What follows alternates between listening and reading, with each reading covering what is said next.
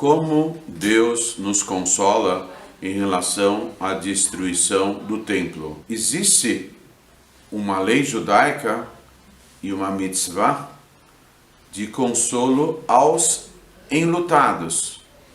Existe inclusive uma frase clássica que nós usamos para consolarmos aqueles que estão sofrendo pela perda dos entes queridos.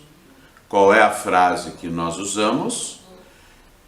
Hamakom, o lugar, na verdade uma referência a Deus, o lugar, bendito seja Ele, porque é Deus o lugar onde se encontra o universo e não o contrário.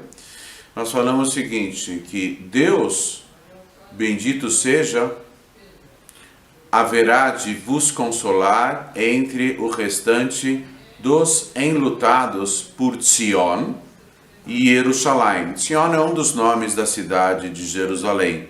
Sion e Jerusalém. Vem uma pergunta óbvia. Qual é a relação entre a dor sofrida por uma pessoa com a perda de um ente querido e o luto geral pela destruição de Jerusalém na época dos romanos e, consequentemente, pela destruição do templo sagrado, do Beit HaMikdash?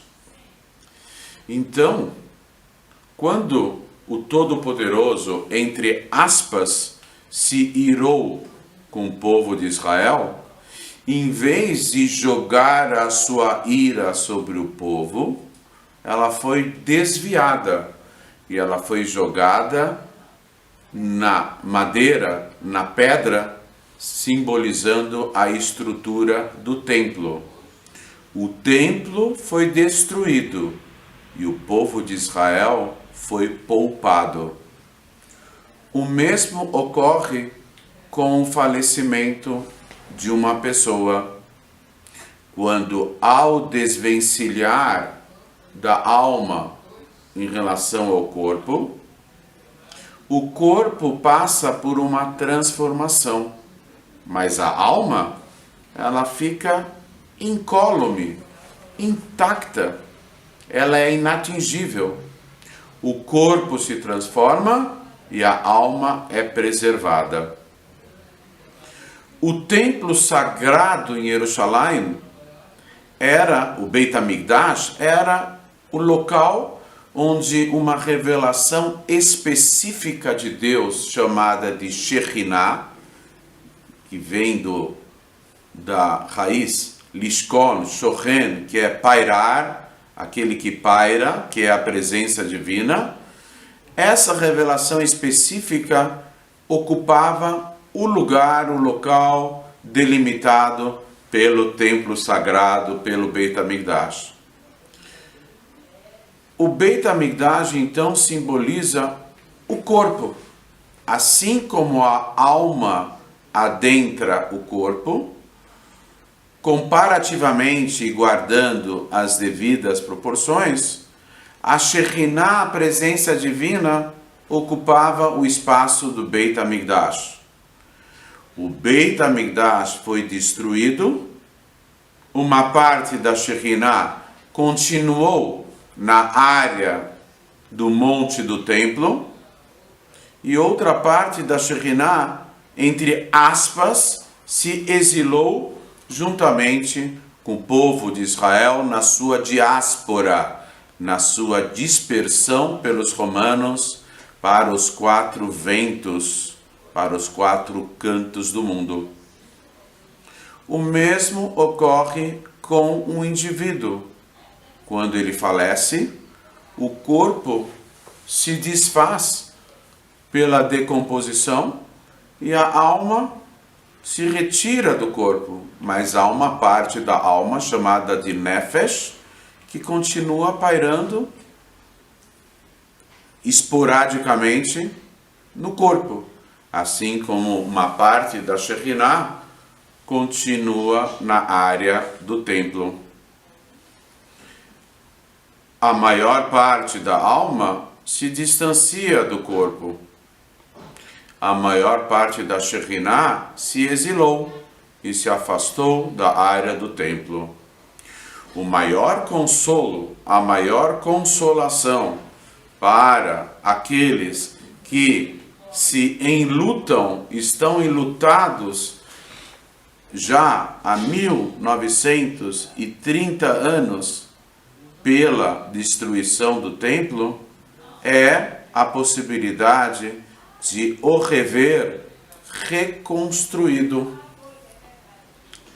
O maior consolo para alguém enlutado que está sofrendo pela perda de um ente querido, de um pai, de uma mãe ou outro familiar, é a possibilidade da pessoa que se ausentou voltar de forma a se revelar fisicamente.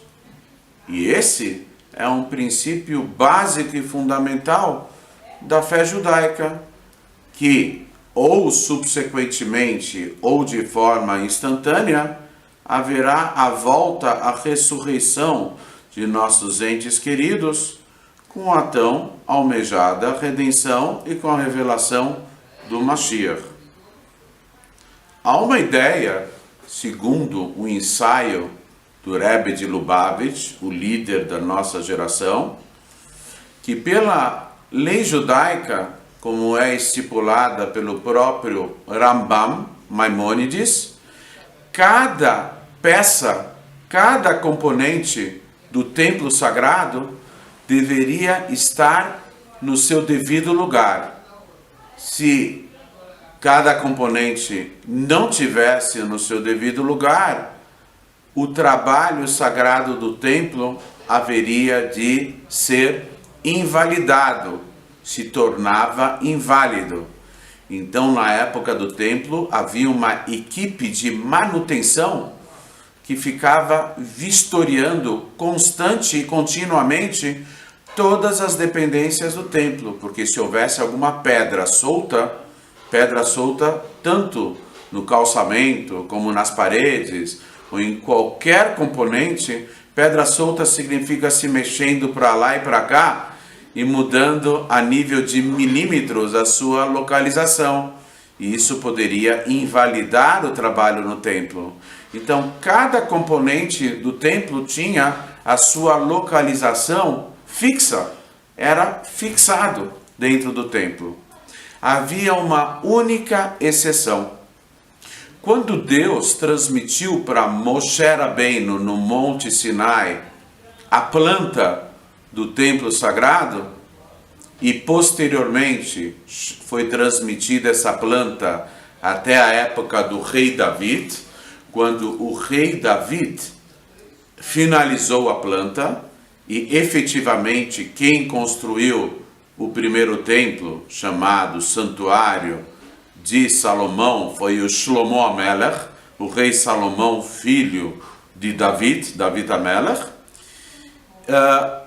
Foi previsto, a única exceção foi prevista dentro do templo de um componente que poderia ter a sua localização ou A, ou número 1, ou B, número 2, que era a arca sagrada dentro do Kodesh HaKodashim, do santuário dos santuários. Havia 2 lugares para a arca se localizar, se fixar. Uma dentro do Santo dos Santos, da sala mais íntima interna, acima do térreo, e na mesma localização, metros abaixo do chão, exatamente naquela área. O rei Yoshiao, inspirado por Deus, ele viu que depois de algum tempo o templo seria destruído, não na geração dele. Então ele providenciou o deslocamento da arca sagrada do local 1 para o local 2. Então a arca sagrada era visível, estava dentro do Kodesh HaKodashim, do santuário dos santuários no primeiro templo, e no segundo templo ela já estava oculta, mas ela estava debaixo do subsolo, no subsolo, debaixo do chão, na mesmíssima localização. Por que toda essa explicação? porque o consolo dos enlutados vai mais longe na comparação entre o templo e o corpo, entre o povo de Israel que foi poupado e preservado e a alma que sai incólume no falecimento. A ideia é de que quando a pessoa é enterrada, há uma partícula no corpo humano chamada em hebraico de luz. E pela localização querem traduzir como a primeira vértebra chamada de Atlas, que liga a caixa craniana à coluna cervical.